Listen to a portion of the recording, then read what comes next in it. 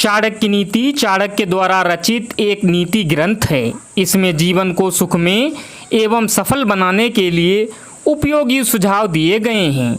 इसका मुख्य विषय मानव मात्र को जीवन के प्रत्येक पहलू की व्यवहारिक शिक्षा देना है। चाणक्य एक महान ज्ञानी थे जिन्होंने अपनी नीतियों की बदौलत चंद्रगुप्त मौर्य को राजा की गद्दी पर बिठा दिया था।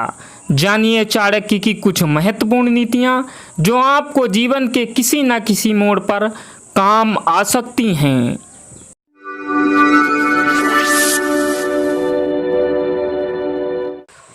दोस्तों स्वागत है आप सभी का एक बार फिर से हमारे YouTube चैनल पर। दोस्तों ऐसी लड़की जहां भी मिले फौरन ही शादी कर लेनी चाहिए। दोस्तों शादी को लेकर सभी थोड़े चिंतित होते हैं, खासकर लड़के इतने ज़्यादा कंफ्यूज होते हैं कि पूछो मत। वो सोचते हैं कि जिससे हमारी शादी होगी वो लड़की कैसी होगी, क्या उसके साथ जीवन अच्छे से बीतेगा या कोई समस्या आएगी। दोस्तों इस तरह की कई सारी बातें हैं जो विवाह के समय हमारी चिंता को बढ़ा देती हैं। दोस्तों वहीं शास्त्रों में भी कहा गया है कि योग्य इंसान से ही शादी करनी चाहिए, नहीं तो जीवन भर कई समस्याओं का सामना करना पड़ सकता है। दोस्तों ऐसे में लोगों की टेंशन बढ़ जाती है कि कैसे जानें कि जिससे हमारी शादी हो रही है वह हमारे लिए सही है। वैसे इसका जवाब हम तो नहीं दे सकते, लेकिन शास्त्रों में कुछ बातें बताई गई हैं जिनके अनुसार अगर किसी को ऐसी कन्या मिले तो विवाह करने में देरी नहीं करनी चाहिए। दोस्तों आज के वीडियो में हम आपको शास्त्रों के अनुसार विवाह के लिए कन्या में कौन कौन सी खास बातें होनी चाहिए वही बताने वाले हैं।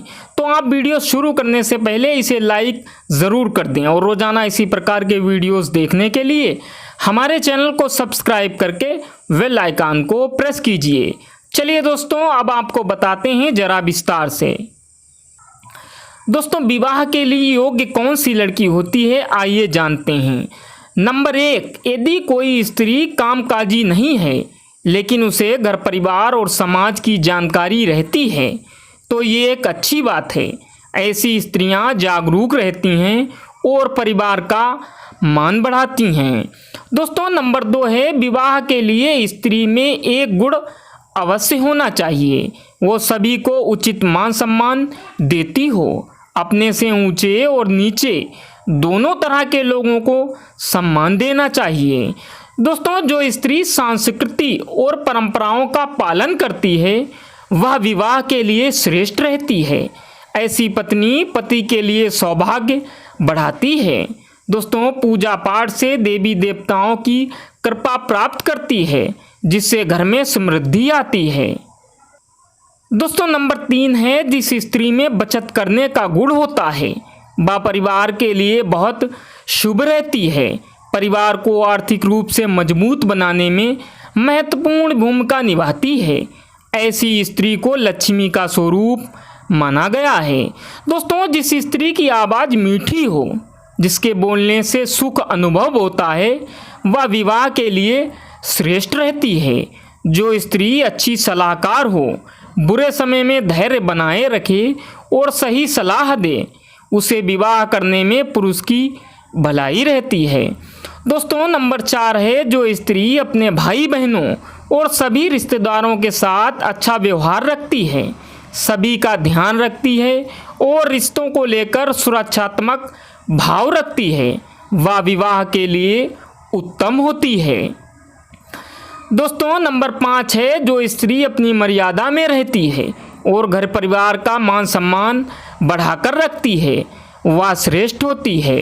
दोस्तों श्रेष्ठ स्त्री वही है जिसमें अहम का भाव नहीं होता है, यानी जिसमें गुरूर और घमंड नहीं होता है। जो स्त्री खुद से ज़्यादा दूसरों के सुख को महत्व देती है वह परिवार को हमेशा सुख देती है। दोस्तों जो स्त्री बुरी से बुरी परिस्थितियों में भी परिवार का साथ नहीं छोड़ती और मजबूती के साथ सभी रिश्तों को निभाती है वह विवाह के लिए बहुत ही शुभ रहती है। तो दोस्तों इस तरह की लड़कियां विवाह के लिए योग्य होती हैं। अगर आप भी शादी करने जा रहे हैं तो ये खास बातें आपके लिए बहुत काम आने वाली हैं, इसलिए ज़रा इन्हें ध्यान रखिए। जब भी इस तरह की कोई लड़की मिले आपको फ़ौरन ही शादी कर लेनी चाहिए, उसी में ही आपकी भलाई है। तो दोस्तों ये था आज का हमारा वीडियो। उम्मीद करता हूँ कि ये जानकारी आपको पसंद ज़रूर आई होगी। पसंद आने पर आप इसे लाइक कर दीजिए। चलिए मिलते हैं अगले वीडियो में, तब तक आप रहिए स्टे मोटिवेट, स्टे फेयरलेस। जय हिंद।